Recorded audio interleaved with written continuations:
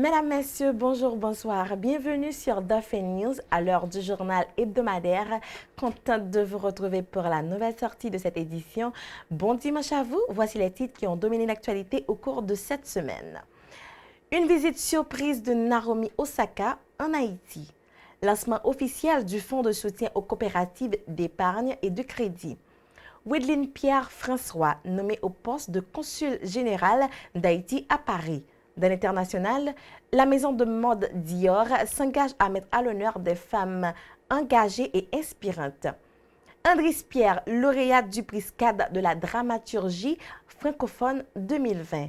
Affaire Breonna Taylor, aucun des trois policiers n'a été inculpé pour l'assassinat de la jeune femme.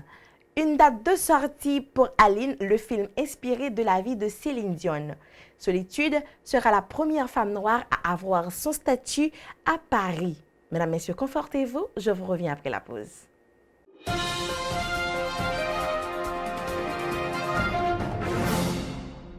Rebonsoir, bienvenue dans le développement du journal.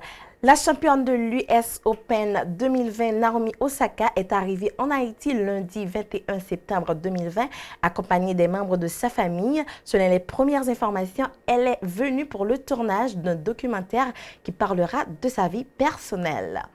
Wedline Pierre-François a été nommée au poste de consul général d'Haïti à Paris.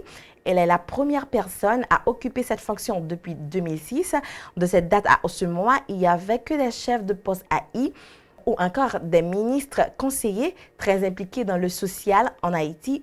Wedline, en plus d'être diplomate, elle est écrivaine et coach en développement personnel. Elle entrera en fonction entre la fin du mois de septembre et début du mois d'octobre. Dans le cadre de son festival virtuel baptisé Pèlerinage, Neges Marron a retransmis le 21 septembre une causerie autour du thème « Femmes discriminées, métiers discriminés ». Les membres de ce panel sont des femmes qui évoluent dans des secteurs difficiles, qui exercent des métiers difficiles, qui sont très souvent discriminées.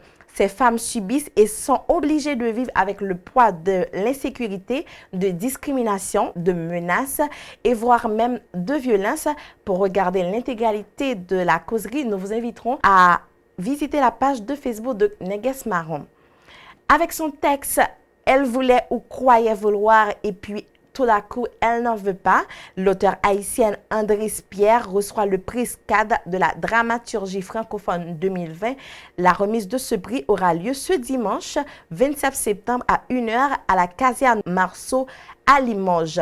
Autre point de l'actualité, lors d'une cérémonie qui s'est déroulée le mercredi 23 septembre 2020, le gouverneur de la BRH, Jean Badens Dubois, a procédé au lancement officiel du fonds de soutien aux coopératives d'épargne et de crédit, une structure qui compte financer le secteur des coopératives afin de mieux le renforcer.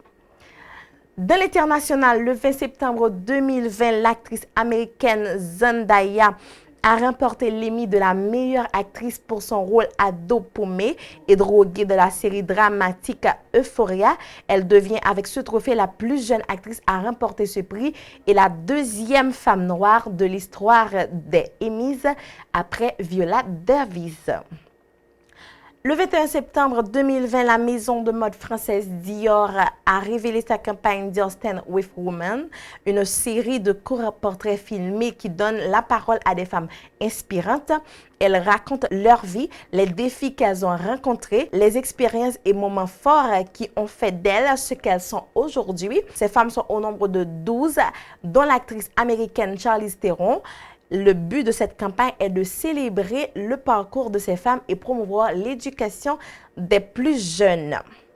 Ce 23 septembre 2020, la justice de l'État de Kentucky aux États-Unis a pris la décision de ne pas poursuivre les 3 policiers impliqués dans la mort de Breonna Taylor, jeune infirmière tuée chez elle en mars dernier. Après une intervention policière, un seul des 3 est finalement inculpé, mais uniquement pour mise en danger de la vie d'autrui à cause des balles qui ont fini chez les voisins et pas celle de Breonna Taylor. Après l'annonce de la décision de la justice de Kentucky, des manifestants en colère sont descendus dans les rues de plusieurs grandes villes américaines pour dénoncer un traitement judiciaire qui est, selon eux, bien trop clément. Réalisée et jouée par Valérie Lemercier, Aline est une comédie dramatique inspirée de la vie de Céline Dion, la célèbre chanteuse québécoise qui a vendu plus de 200 millions d'albums. Tant attendu, cette fiction paraîtra ce 18 novembre 2020 dans toutes les salles de cinéma. Autre point de l'actualité internationale, pour rendre hommage à Solitude, une figure de la résistance des esclaves noirs en Guadeloupe morte en 1802, la mairesse de Paris, Anne Hidalgo, a inauguré le 26 septembre un jardin qui porte son nom. Cette cérémonie est une occasion pour la ville d'annoncer son projet d'installer sur place un monument la représentant. Elle sera la première femme noire à avoir une statue à Paris. À partir de ce 26 septembre 2020, la maestra italienne Speranza Scapucci dirigera Così fan tutte de Mozart en ouverture de la saison lyrique au théâtre de Capitole à Toulouse. La saison prendra fin le 11 octobre prochain. Speranza Scapucci est directrice musicale de l'orchestre de l'Opéra Royal de Wallonie-Liège depuis 2017. Elle est l'une des rares femmes à la tête d'une grande maison d'opéra. C'est la fin de ce journal. Merci de l'avoir suivi. Excellent dimanche à vous et je vous souhaite déjà une très bonne semaine. N'oubliez surtout pas de toujours garder le sourire malgré les moments difficiles de la vie.